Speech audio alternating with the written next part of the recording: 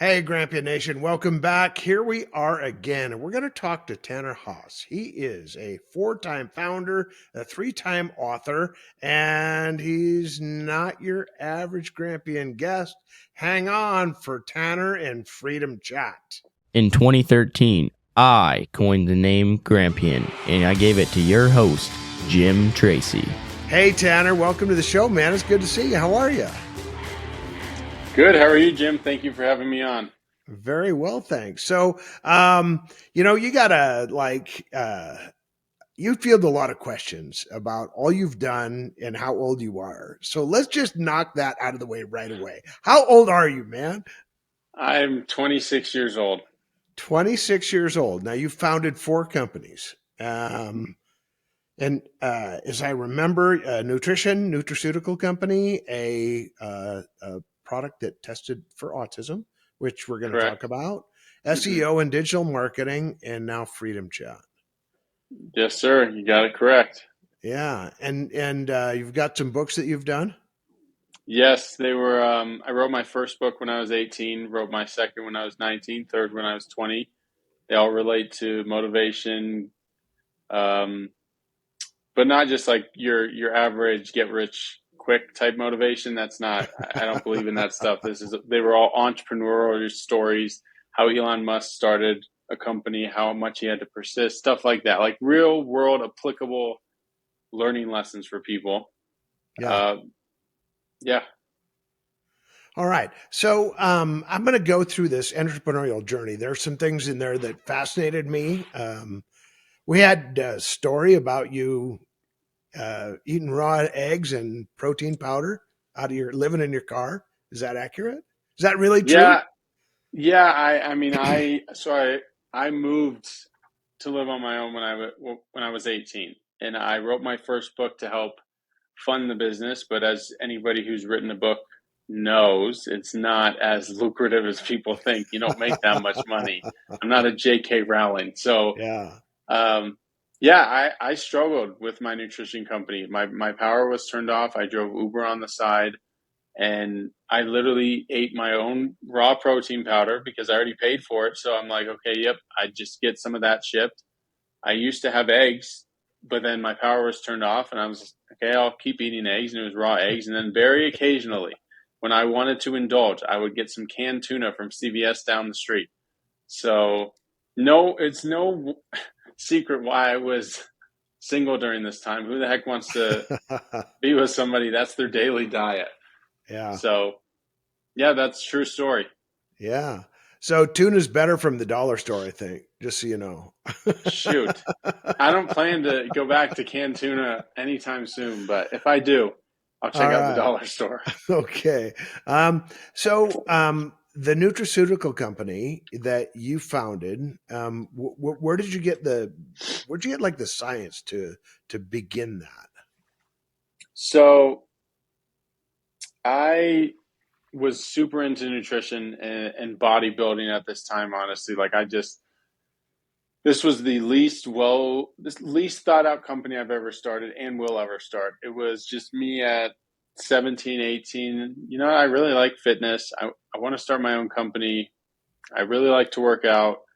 Uh, let's make a protein powder. And I did no due diligence. Like that was my first learning lesson because as soon as I started the company, I put basically all the savings I've ever had, sold all of my belongings. I've been doing odd jobs and saving since I was 15, 16. Um, it really was just I wanted to start a nutrition company, and I worked with a manufacturer. They were in New York, and I kind of they had a nutritionist on hand, so I kind of worked with them, learned a lot. I mean, I indulged in every nutrition book I possibly could, Yeah. but the protein powder there really was no differentiator. Like it had 25 grams of protein, as most protein powders now do, and 0 to 2 grams of sugar. There's not a whole lot of innovation going on in the space. And I Yeah. let my ego get the best of me. It just wasn't an ideal first company to start, but I quickly learned, pivoted, and but I'll hand it back to you, Jim. I could just keep going on and on. Okay. So from there, you developed a test for autism. Hmm. Now, that's got a special place in the heart of a lot of folks who not only are listeners, but just across America with the increasing rates of autism and people who are on the spectrum. Tell us a bit about that. So that I didn't just wake up with this passion for autism. I, like millions of others that don't have someone directly affected by autism, have this preconceived notion, and it was entirely inaccurate. We think, like, what we're told, what the media portrays as autism is this disease. You have autism, you don't. So incorrect, and I will break down exactly everything. So what the nutrition company, and this, you'll see how this all tailors together, is the protein powder business really didn't work out. It cost me $25 to make it, $15 to ship it. I was selling it for $40. There was no room to acquire customers. I was just a money losing endeavor from the start. Mm-hmm. But I did have one product, which was a small stress relief supplement, and I mean, it was good. There's 5 ingredients in it. That was cheap to make, cheap to ship. I believed in the product, and so that did really, really well. So I cut all of the protein powder that I had, sold basically $100,000 worth of inventory. Like, that's what it could be sold for. Sold it for $5,500. I mean, I lost everything. Yeah. Put that, doubled down on the small nutraceutical product that I had, and that was enough to entice an investor that I knew back in Colorado. He put in $350,000 into the business. He was a cosmetic surgeon, stem cell pioneer type doctor, and he had a lot of interest in autism.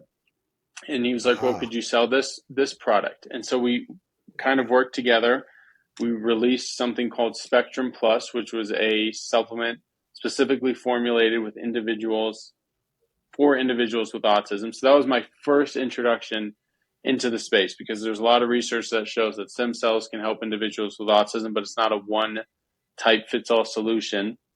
And we did fairs, I connected with therapists, and as I learned more, I realized how screwed up the system is. In all honesty, it's not, because autism is a it's a spectrum, and that's what, like, we don't treat it like that. So everybody, you're listening to this, everybody's on the spectrum. It varies in which way.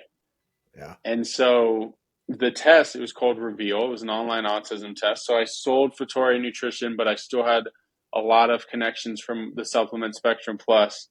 I knew a lot of people. We went to fairs. I mean, Spectrum Plus was the #2 best-selling autism supplement. So I was well-versed in the space.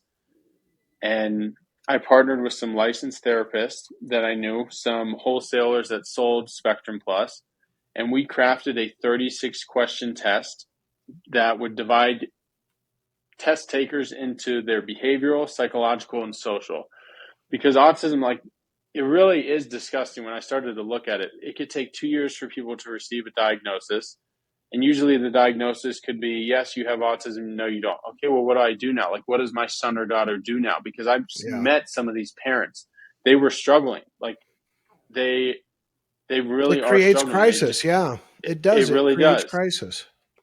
So my heart goes, I mean, I felt some real sympathy for these individuals. And that really prompted me, okay, we're going to do something. So this 36-question test, for all intents and purposes, was a massive success. You would go on, or your parent, they would help you answer the questionnaire. And then it would spit out your autism score based on your behavioral, psychological, and social. And it could be based on, like, first percentile, so you're not on the spectrum, or 100th percentile. You're like, okay, yeah, you really need some help here. And we Yeah. would recommend the appropriate, like, Spectrum Plus. If it's, oh, you're not really that high, well, let's recommend Spectrum Plus. You could connect with a therapist directly within the portal, pre-recorded content for speech therapy, for example, or, come in for an additional assessment with one of the therapists in our network. Mm-hmm. And I thought that was brilliant. I still think that's the future for correctly diagnosing autism, Mm-hmm. because it is a spectrum. No two individuals are alike. And I think everybody, in one way or another, sometimes exhibits things that would be, quote unquote, classified with being on the spectrum. Like, I'm an introvert. If I have too many loud noises around me, I'm like, okay, I can't focus. that could be classified as, oh, I'm on the spectrum in some way. There's some people that are loud noises annoys them. They suffer with overstimulation or speech. Like there's a number of things. So that to me, it was a travesty, and we can break down exactly what happened there. But I think that's the future for properly diagnosing individuals with autism. It is just such a misunderstood neurological Sure, disorder. It's not a disease. It's sure. a neurological disorder.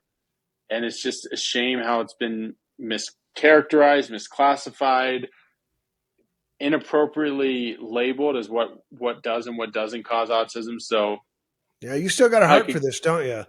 I definitely do. I Okay. definitely do, because these people they're normal, but they're honestly like outcasts, and we look at them like they're something. No, it's just a neurological disorder, and there's a number of things that can cause it. But every person in one way or another is basically on the spectrum.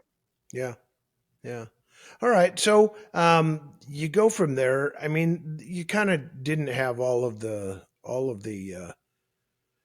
people who deal in in what I'll call the business of autism. You didn't have them Mm-hmm. all online, right? I mean, there's a lot of friction there because there's a lot of money to be made. Is that accurate?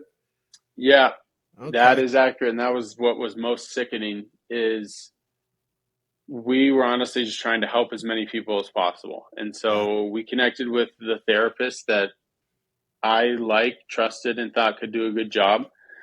And so there's quite a few people that cried foul that weren't in our therapy network, because when we submitted, so Reveal was online, it was an online test, you go through seamless experience.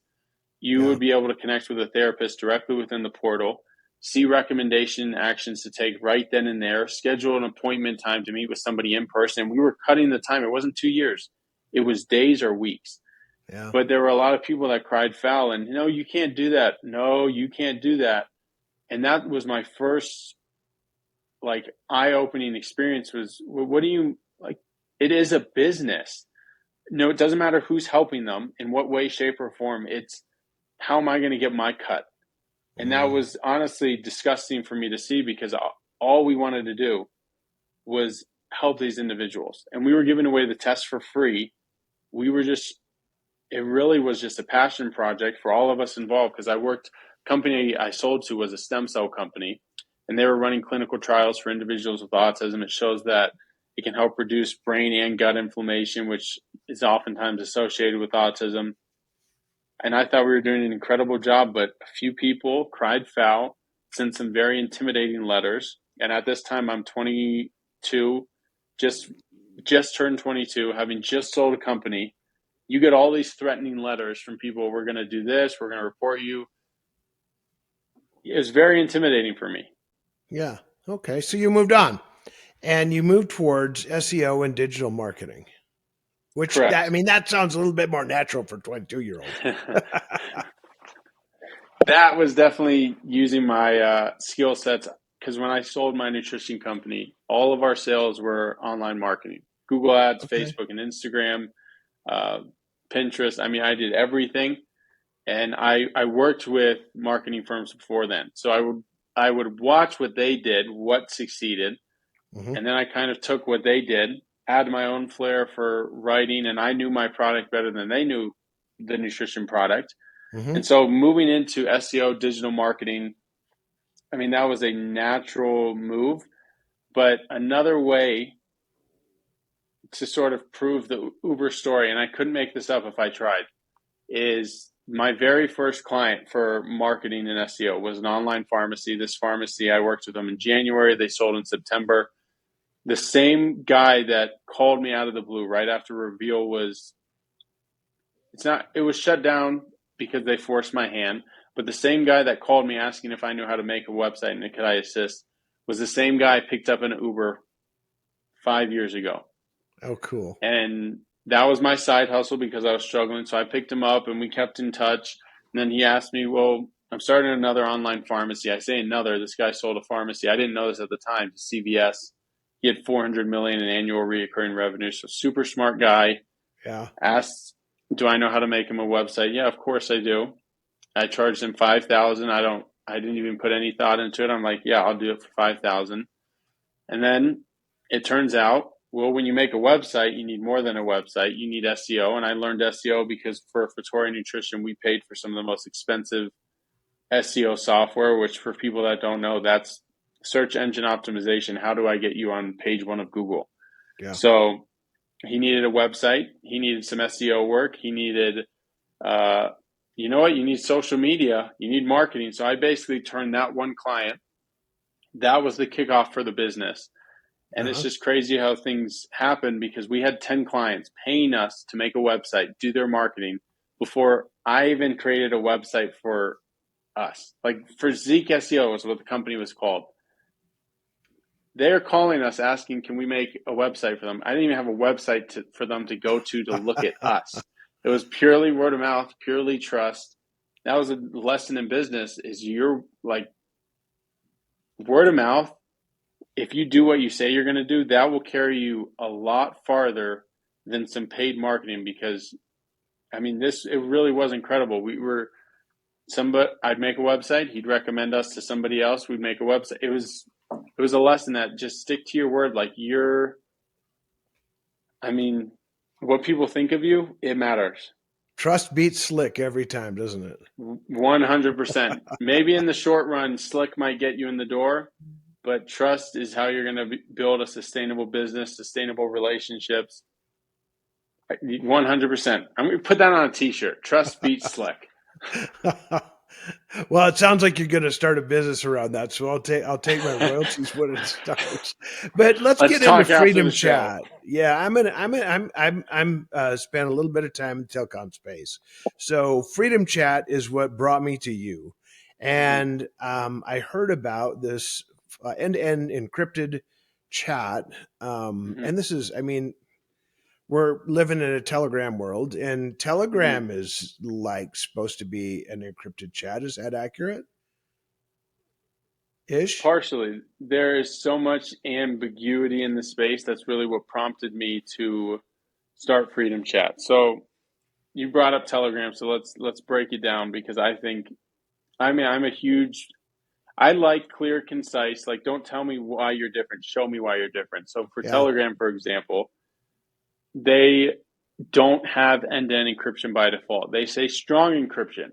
You have to Mm. actually turn on a secret chat to have end-to-end encryption. The majority of people do not do that. So that means if something is not end-to-end encrypted, that means the service provider can read what you say at any time. That's a little terrifying. Not only can they read your message, they can see your images, listen to your videos. Yeah. So Freedom Chat has true end-to-end encryption. No one under any circumstance can see your message, look at your image, video, anything. Telegram can't say the same thing. All right. So And let's go. even Let's back this boat up a little bit. You can't back up an airplane, so we'll back up the boat. So what Freedom Chat does, it allows me to send my wife a love note, and mhm, nobody is ever going to see it but her. correct in any way, shape, or form. And not only that, so not only do we have end-to-end encryption, we don't store messages on a server. So as soon as your message to your wife is delivered, it's removed from our servers and only Mm-hmm. kept on you and your wife's device.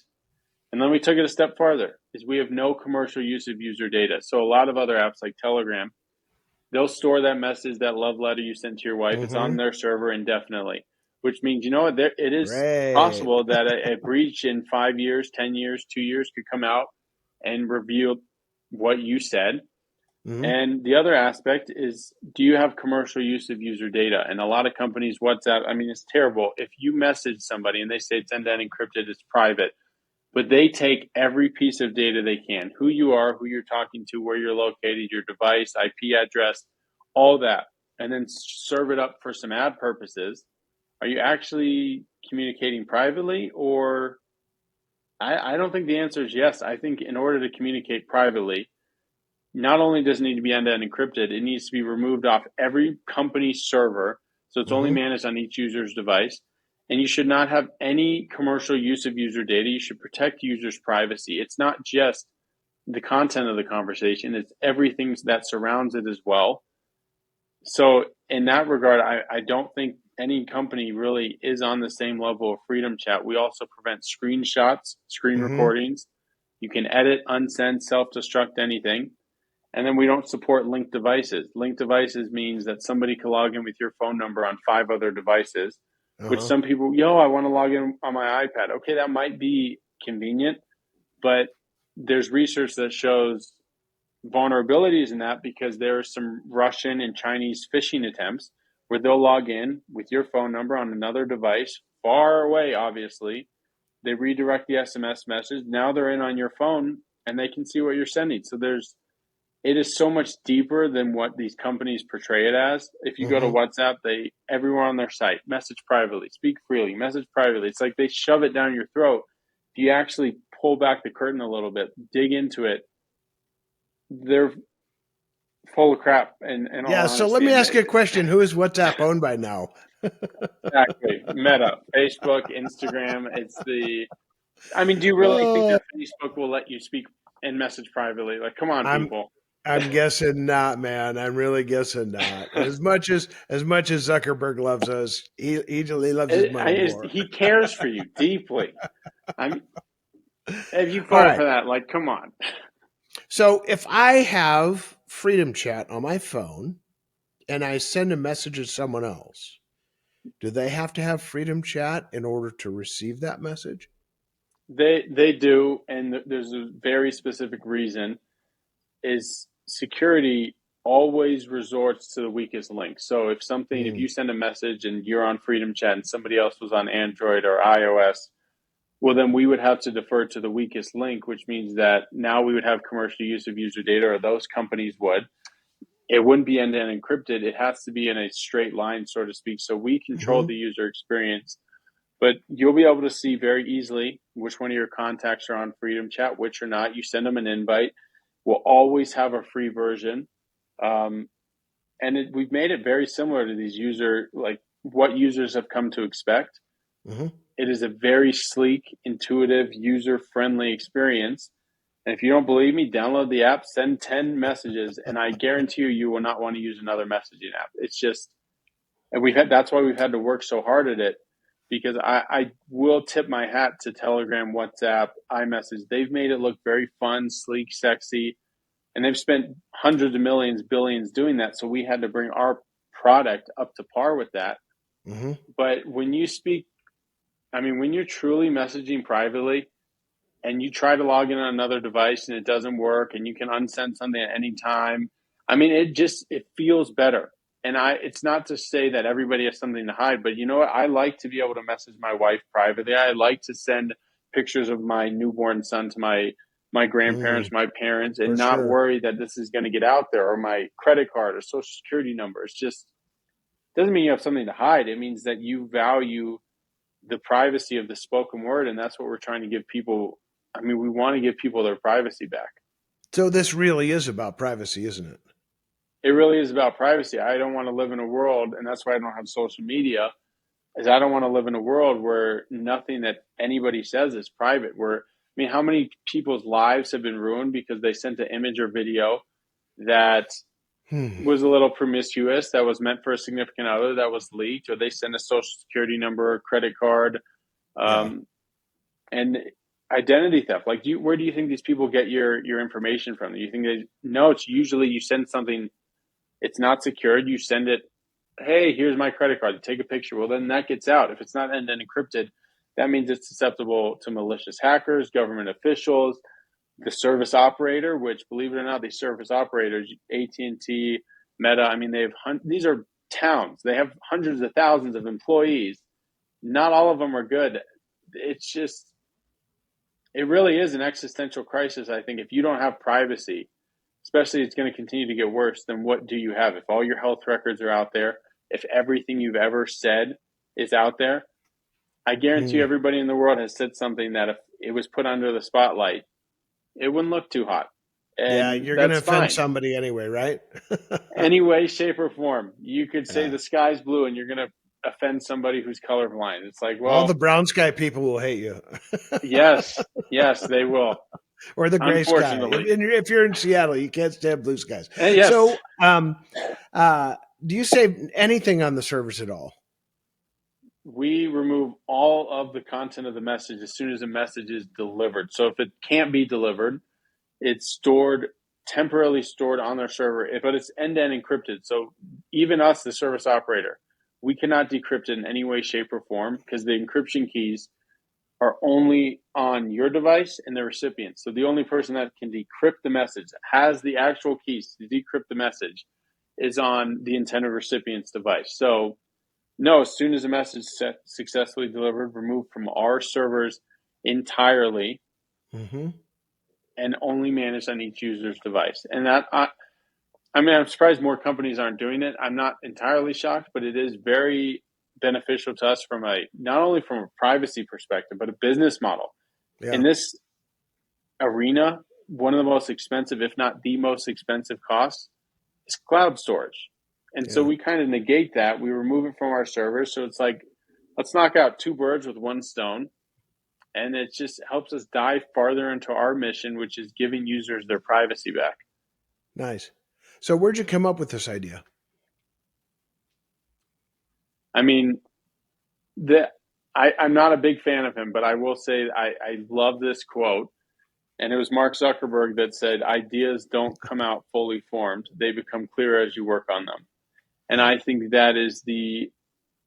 I think that honestly stops a lot of people from actually starting companies. I've started four, actually got off the ground and became viable businesses. I mean, I've had a lot more ideas than that, but the people get intimidated because they think I don't have this perfectly formulated idea. That's just not true. Freedom Chat did not start. I didn't have the name right off the bat. I didn't have the concept. It first was a messaging app, and we had voice and video calls. It was a different name, different user experience. It's like, just people don't realize that the more you work on something, there's something in your brain, and I wrote this in either my first or second book. It's called your reticular activating system. And it's like, as you focus on something more, your brain searches out. Like if you keep thinking of a blue Mustang, your brain's going to search it out, and all of a sudden you'll start seeing it everywhere, and you didn't Yeah. notice it before. So the more I would focus on Freedom Chat, the more I would think of, how do I build the most private messaging app in the world? What do I give? How do we give users the features that they want? The clearer it becomes. It really is. It's like, you just got to take one step. You don't have to see the whole staircase. You have to see one step, have faith that you'll get the next staircase. And Mm-hmm. as you progress, there's just this turning point where it's like, you see clearly that's what the business is. And this is true with really any company. I mean, Instagram, for example, started as bourbon. That was their first name, totally different product, not the same. YouTube, by the way, that everybody uses, was supposed to be a dating app. Was supposed to be Yeah. you uploading video, dating app. Twitch was Justin TV. It's like, we just have these preconceived notions that, oh, no, I can't start that because it's not perfectly formulated yet. I don't see how it's going to end. Well, you don't need to. If you have an idea and you have an interest, just jump into it and start. And that's what I did with Freedom Chat. Is I'm a voracious reader. The issue was important enough to me, and I just jumped into it. And the more you progress on something, the more you associate with the correct individuals. You start to just become more aware. You read more articles. It's Yeah. incredible how things start Natural, to isn't it? unfold. It's natural. Yeah. It So, really is. does the service work overseas?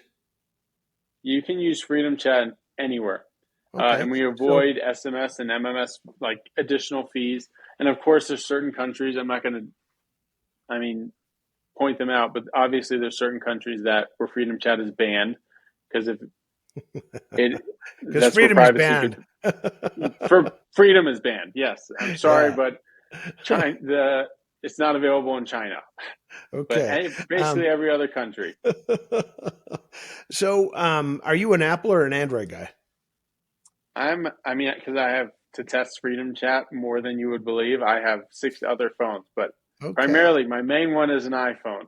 Okay. Main one is an iPhone. And does it work with the unplugged phone? We're going to talk to Unplugged. And for those, I mean, I like Unplugged. I like their mission. I think Freedom Chat, though, does messaging better than anybody. If you want the most private messaging experience, you want the Sure. features, Freedom Chat. So I want to reach out to actually Unplugged. And what would be great is if Freedom Chat's a pre-downloaded app. on the Mm, Unplugged store. We are going to hmm. get it regardless on the Unplugged store. Yeah.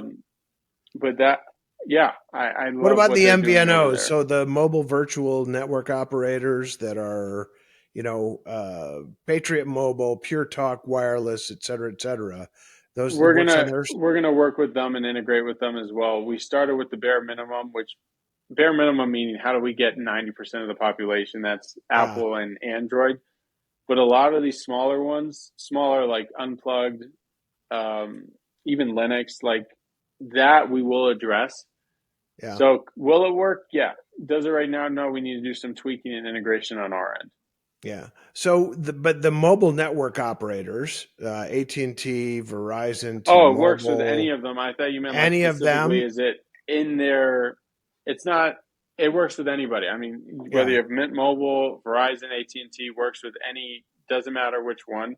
It's just Okay. not, I love all those companies, not AT&T. I mean, of course we love to partner with AT&T, but like Patriot Mobile would, Yeah. that's a company we're going to partner with for sure. Awesome. So, Awesome. Awesome. All right. Anything? So, how do people find it? How do people find the app? How do they find you? so for Freedom Chat, you can simply just go to freedomchat.com. If you're on iOS, go to the App Store, search Freedom Chat, download the app. Android, Freedom Chat, download the app. If you have a device that, if you're on Linux, you have something and you don't see Freedom Chats available either in your country or on the device that you have, shoot us an email. Let us know where you would like to see it, and we'll do our best to make sure that we get as many people as possible on Freedom Chat. Okay. And your mission is to be what with this company? To give people the same privacy as the spoken word. I Freedom Chat, as much as people want to, because you hear our name, people, oh, that's a right wing messaging app. Well, freedom is ubiquitous. The desire for freedom is not just an American thing. There was a Taiwan News wrote an article about us, and people in Taiwan, you see, China's gonna thinking about Oh invading yeah. them. They're concerned. They have a desire to speak freely, message privately. Brazil, same thing. There's an overwhelming desire for people to Hmm. be able to talk privately there. So my thing, I don't just see Freedom Chat as a messaging app that's going to tailor to 25, 20, 50%, whatever the percentage is of the market. We're going to go after businesses as well. We're in process of acquiring an in-house encryption company that's very far along on post-quantum encryption. So I see Freedom Chat becoming a cybersecurity company protecting companies, individuals, all their data, their conversations. And that's how I see it. It really is a mission to help secure us, not just today, but for the quantum age as we approach quantum computers, whether that's messaging, voice and video calls, data, anything. So I really Awesome. see this. This is it's a definitely a calling. It's not just a quick, easy, let's build an app, let's get out. This is Yeah. something I definitely feel compelled to do. So Tanner, they can find you at freedomchat.com, correct? Yes, sir. Also, I have a Okay. personal website, tannerhaas.com. I've written some articles there. I have book recommendations. But freedomchat.com, the only social media I have is I created a Freedom Chat channel. And it's a Okay. private form of social media. You can subscribe to my channel, see some of my thoughts. Uh, but other than All that, right. only podcasts like this and my website. Okay. Tanner Haas, thanks for coming on the Grampian, man. We appreciate you. One final question we always ask.